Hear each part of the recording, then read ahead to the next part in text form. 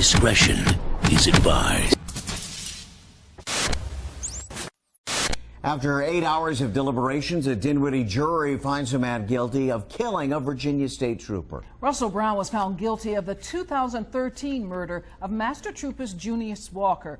Our Susan Bahoric was there as the verdict was read.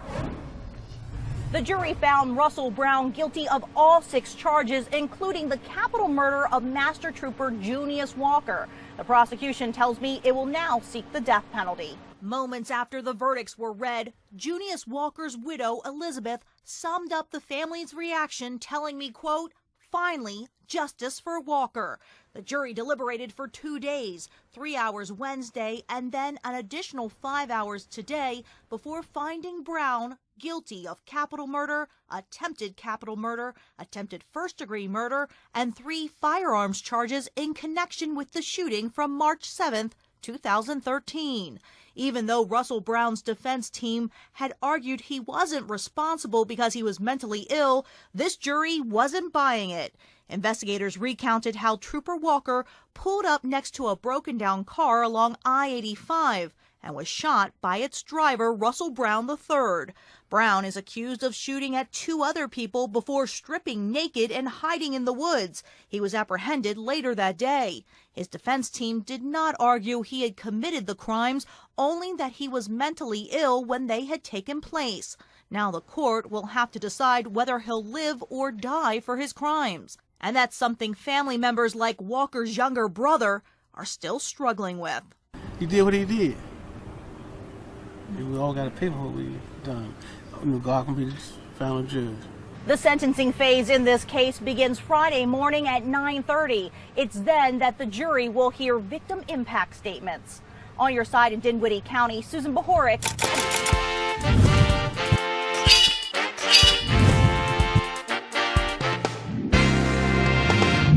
Every day, we show you some type of armed robbery near your neighborhood. Oftentimes, there are warning signs leading up to the moment of the crime. WBTV anchor Paul Cameron has exclusive video that shows what to watch for. Ever get a feeling that something bad is about to happen? Tonight on my exclusive Crime Stoppers report, a clerk misses the warning signs that he's about to be robbed. See if you can spot the red flags in this stick-up at the Express Mart on the plaza. I'm shocked that the guy didn't immediately know something was going on. Detective Roddy is talking about the clerk, who's also the owner of this convenience store.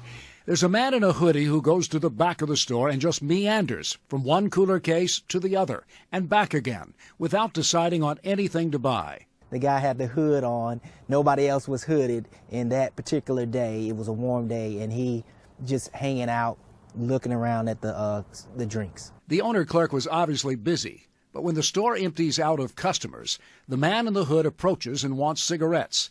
As the clerk turns, out comes a large handgun. This robber seems fairly calm. I mean, he shows the gun, of course, but we don't see a lot of threats after that. Right, yeah, he takes it out of his waistband and basically tells the guy, "Don't make me have to use this." The clerk, who was also the owner, you could see on his face, he seemed very upset about having to go along with this. He was angry, and this guy, like I said, was hanging around, so it kind of like you said, you could have known that this guy was getting up to no good. The robber not only wanted money from the till, he demanded the clerk's cash from his pocket. We're looking for a 6-foot black male, light skin in color with a goatee. Here's his picture once again. This happened at 2:05 on a Sunday afternoon. If you were in the area or passing by the Express Mart on the plaza at that time on April 3rd and can recognize this man, call Crime Stoppers, 704-334-1600.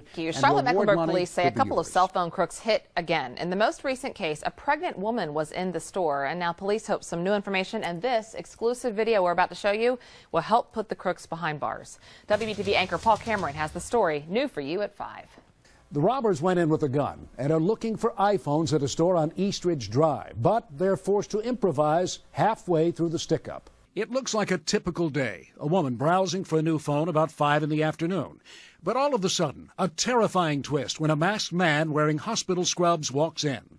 He shows a firearm and immediately tells the lady, the customer, and the lady that's working the desk to get down on the ground. The store clerk listens, but the other woman refuses. She's thinking of someone else's safety. the customer did not get on the ground, come to find out she was pregnant. You can see the man with the gun jump over the counter after his accomplice walks in behind him and shuts the door. The duo is looking for cash and iPhones, but they didn't plan ahead and were forced to think on their feet. The trash sitting right there, he dumped it all out, grabbed the bag, and told the lady to fill it up with all the iPhones. While they're taking whatever they want, another surprise. A couple walks up to the door and tries to come in.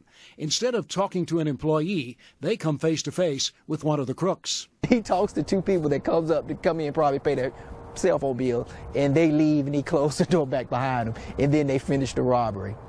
Detectives believe the two have been in that store before. Police have a little bit more to go on tonight. One of the men has a dragon tattoo with a sword reaching up to his arms. The other was wearing those hospital scrubs and a hat with black trim. Investigators need your help before they hit again. Call Crime Stoppers if you know anything. 704-334-1600. Crime doesn't pay. Crime Stoppers does. Thank you. 4 people have been arrested. Another is wanted in the murder of an 18-year-old and the shooting of another teen overnight in Chapel Hill. Police say it followed a, quote, planned meeting. CBS North Carolina's Derek Lewis talked to the victim's friends and has more. I talked to the police captain today, and he made it clear that this shooting was not a random act, not a random act, not a random act. At least one of the 4 suspects knew Malik Brown. His friends cannot believe he's gone. Just before 10 o'clock last night, police say 18-year-old Malik Brown was shot and killed. So I opened the door, I heard like boom, boom, boom, boom, boom, boom. And it was so loud, and it's like literally right in front of my house. Malik was outside with his friend Tanner Cobb on Jackie Robinson Street when the shooting happened. Tanner was shot also, but survived. Deontay Neal immediately ran over to try to save his friend, but knew it was too late. He's just a young kid and deserved it. Police have arrested Laquita Poston, Renier Lewis II, Thomas Oliver, and Jalen Hackney. The 4 are facing murder and robbery charges. Rakesh McMillan, one of Malik's friends, couldn't hold back the tears. He had just seen Malik a few hours before the shooting, walking down the street. And I feel like I could have said, if I just said something, at least call his name over and say what's up. Knowing he won't get a chance to speak to his friend again is tough.